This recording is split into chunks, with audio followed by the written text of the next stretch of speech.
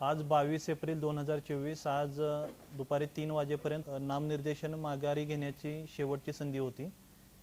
आज दुपारी 3 वाजेपर्यंत 47 कोल्हापूर मतदारसंघामधील 4 उमेदवारांनी नामनिर्देशन पत्र मागे घेतलं आणि 23 उमेदवार नामनिर्देशन पत्र त्यांचं नमुना 7 मध्ये आलेलं आहे आणि 48 हातकणंगलेसाठी 5 उमेदवारांनी उमेदवारी मागे घेतलेली आहे आणि 27 उमेदवार हे नमुना 7 मध्ये आहेत।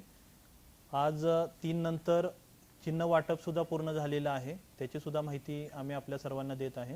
निवडणुकीच्या अनुषंगाने सर्व तयारी आहे ती जिल्हा निवडणूक कार्यालयाची झालेली आहे।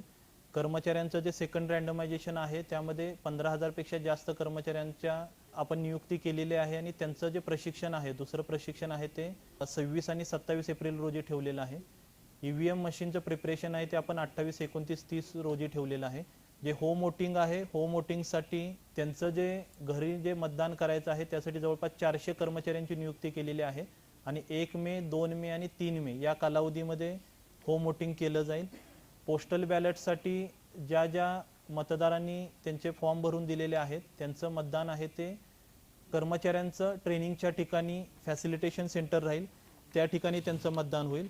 आणि या व्यतिरिक्त आर ओ ऑफिसमध्ये इसेन्शियल सर्व्हिसेसमधले कर्मचारी आहेत त्यांच्यासाठी 28, 29, 30 रोजी PVC सेंटर स्थापन केलेलं आहे आणि आर ओ ऑफिसमध्ये ज्यांना पोस्टल बॅलेटचं मतदान करायचं आहे त्यांच्यासाठी 4, 5 आणि 6 मे रोजी फॅसिलिटेशन सेंटर स्थापन केलेलं आहे।